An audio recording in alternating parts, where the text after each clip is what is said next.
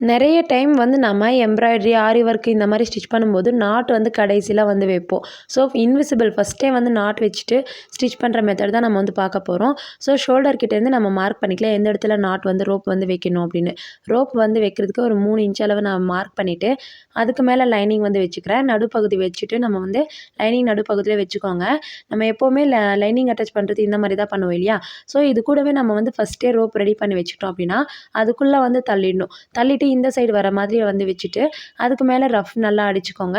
ஏன்னா கழண்டி வந்துடும். So rough அடிச்சுட்டு 2 சைடுமே அதே மாதிரி ஒரே அளவா வச்சுட்டு நீங்க வந்து ஸ்டிச் பண்ணிக்கோங்க.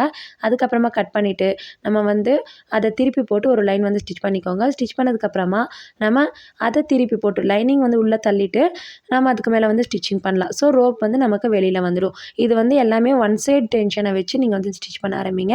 ரொம்ப அற்புதமா இருக்கும். Invisible rope. இது வந்து பிடிச்சிருக்கா மறக்காம லைக் பண்ணுங்க. ட்ரை பண்ணி பாருங்க. Thank you.